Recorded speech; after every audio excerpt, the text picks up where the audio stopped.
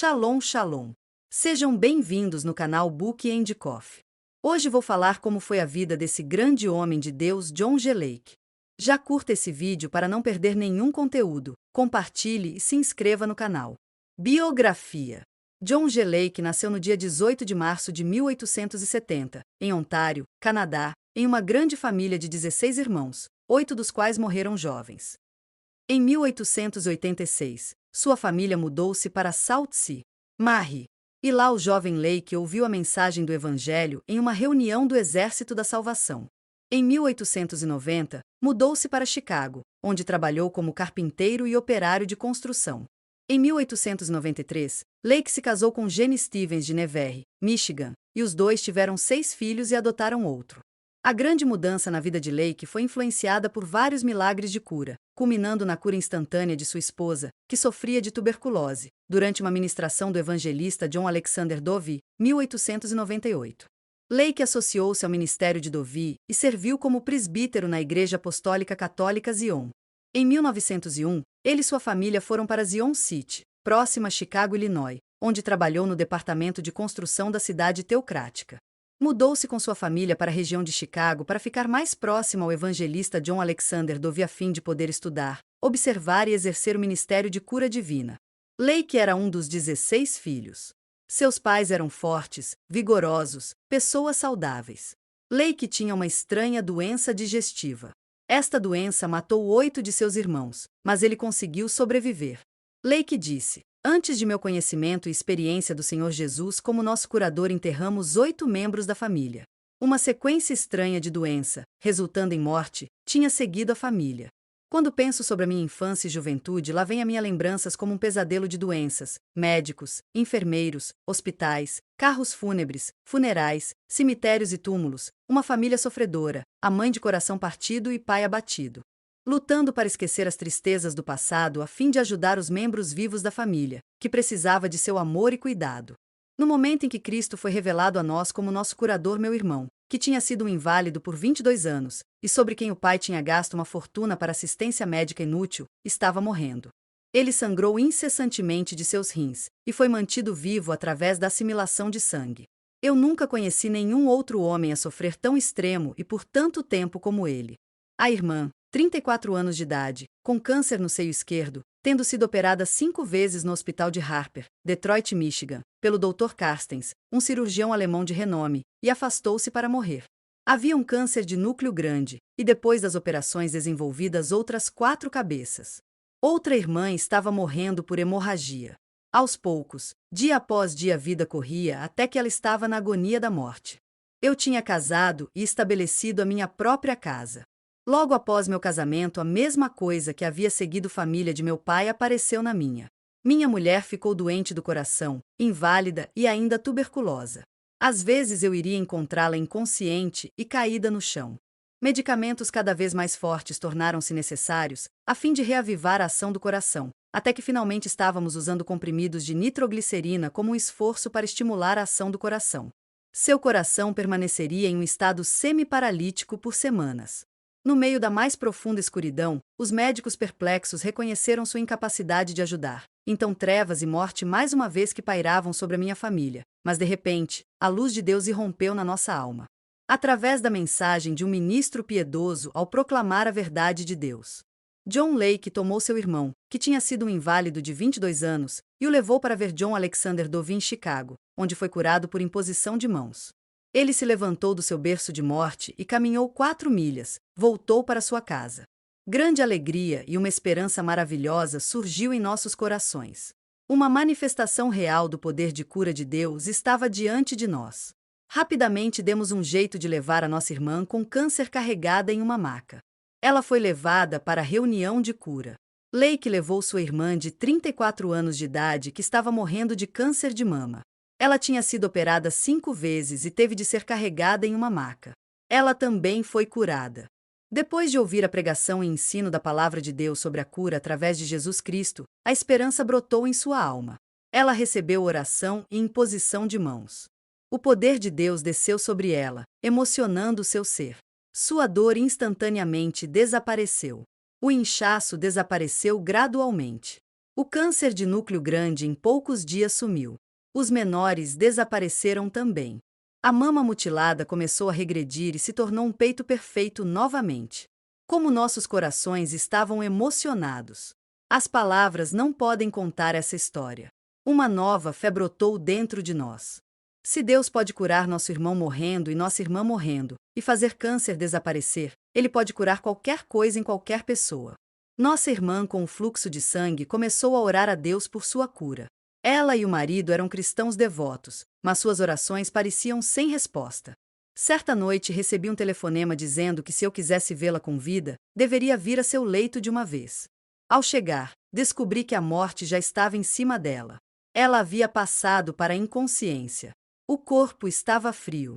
Nossos pais se ajoelharam chorando em seu leito, e seu marido se ajoelhou aos pés da cama na tristeza. Seu bebê dormia em seu berço. Um grande clamor a Deus, como nunca havia saído de minha alma antes, subiu a Deus. Ela não deve morrer. Ela não podia morrer. Não tinha poder de cura de Deus se manifestado para os outros, e não deveria ela também ser curada? Nenhuma palavra poderia transmitir o grito que estava em meu coração, e a chama do ódio de morte e doença que o Espírito de Deus tirou de dentro de mim. A ira de Deus parecia possuir meu coração. Repreendi o poder da morte, em nome de Jesus Cristo, e em menos de uma hora, exultei por ver as evidências de cura. Ela estava completamente curada, e 5 dias depois, ela participou do jantar de Natal. Minha esposa, que estava morrendo lentamente, durante anos, e sofrimento indizíveis agonias, foi a última dos 4 casos a receber o toque de cura de Deus. Dia após dia, a morte a roubava silenciosamente. Até as últimas horas haviam chegado. No meio da minha luta voltei para minha casa, peguei minha Bíblia e joguei sobre a mesa. E se alguma vez Deus fez da Bíblia de um homem abrir para uma mensagem que sua alma precisava, certamente Ele fez então para mim.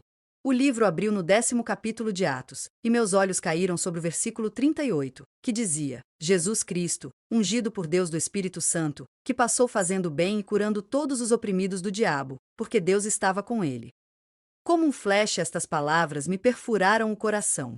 Oprimidos do diabo. Então Deus não foi o autor de doença, e as pessoas que Jesus curou não tinham sido feito doente por Deus.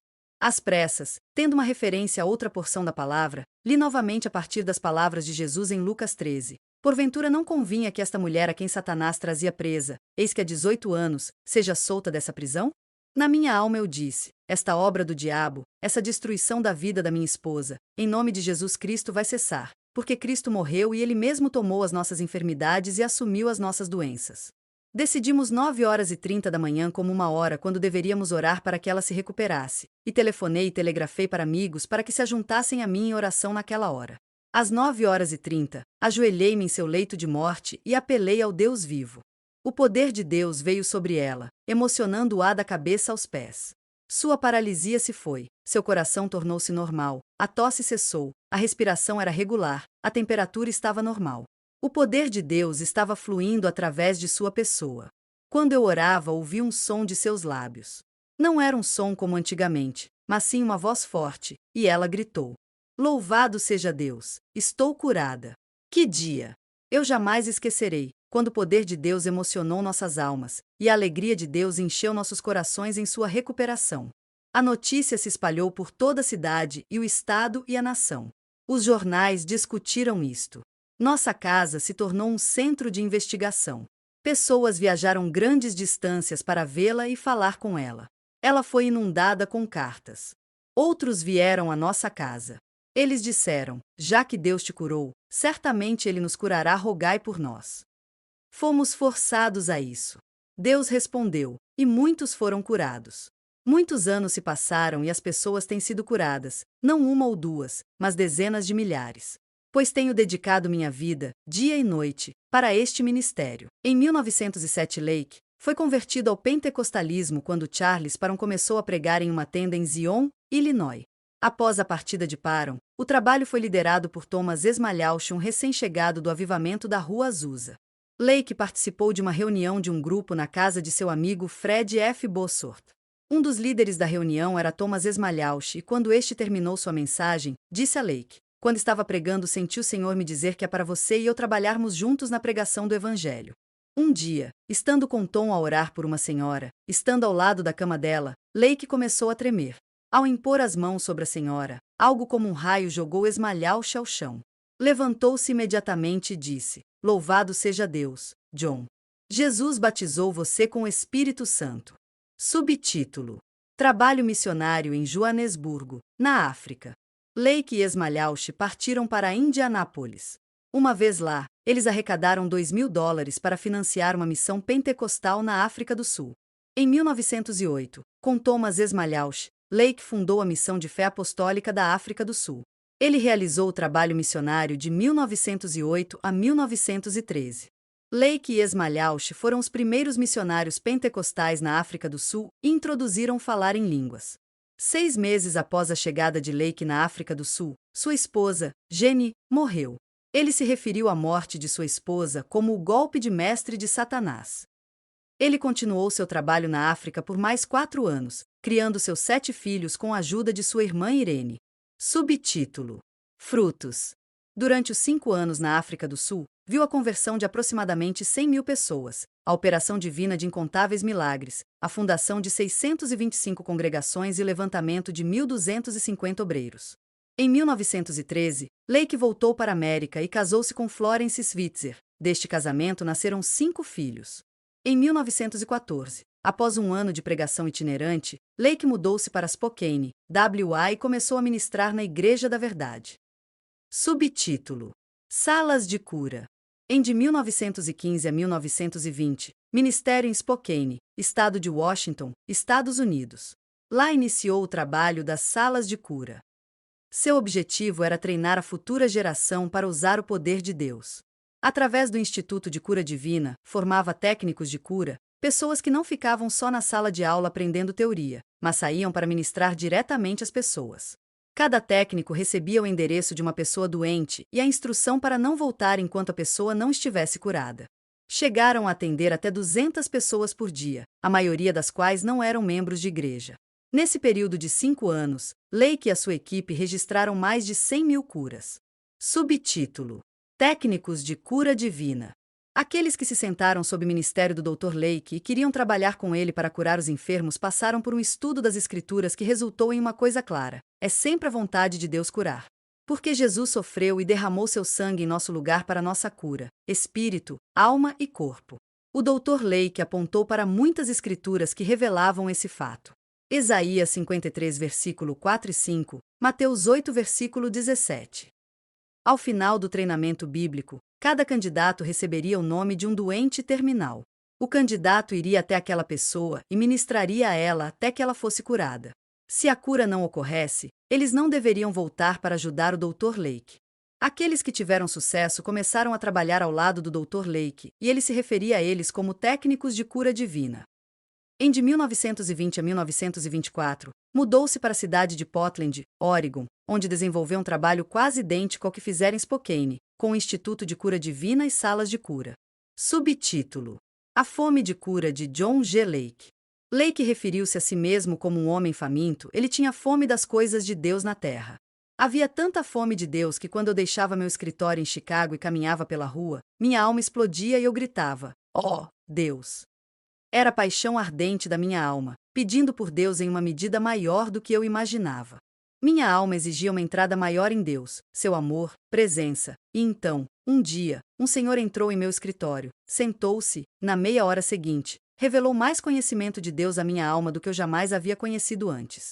Quando ele saiu, eu disse: Deus, se é isso que o batismo no Espírito Santo faz, eu quero. Oh, a maravilha de Deus, que foi então revelada ao meu coração. De 1925 a 1931, ministério itinerante, levando a mesma mensagem a cidades na Califórnia, no Texas e em Oregon. Em 1931, voltou para Spokane, Washington. Durante esse período final de sua vida, Lake começou a perder sua visão. Um dia, resolveu andar sozinho para conversar com Deus.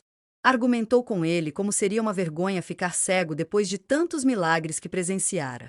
Ao voltar para casa, sua visão estava restaurada e ficou assim até sua morte. Em 1935, Lake sofreu um grave derrame e morreu. Em um domingo de setembro de 1935, a família Lake havia participado de um piquenique e John voltará do passeio bastante cansado, por isso resolveu deitar e descansar um pouco. Sua esposa Florence o encorajou a ficar em casa, enquanto ela iria para a igreja. Quando ela voltou, depois do culto, Lake tinha sofrido um AVC, permanecendo, em razão disso, inconsciente por cerca de 2 semanas. No dia 16 de setembro de 1935, aos 65 anos de idade, o Senhor chamou John G. Lake, que se foi, deixando um maravilhoso legado de fé, de curas milagrosas, de desprendimento e de muitas vitórias em Cristo Jesus. Nenhum ministério, por mais poderoso e ungido que seja, é capaz de satisfazer a todas as exigências que surgem durante a sua realização. Por isso, é sempre de extrema importância ter bom senso para desenvolver o trabalho cristão. O nosso corpo físico e a nossa família natural precisam de nossa atenção. Chegamos a mais um final de um conteúdo, espero que tenha gostado. Me ajude curtindo e compartilhando e se inscrevendo no canal Book and Coffee para que eu possa trazer mais conteúdo como esse. Deus os abençoe.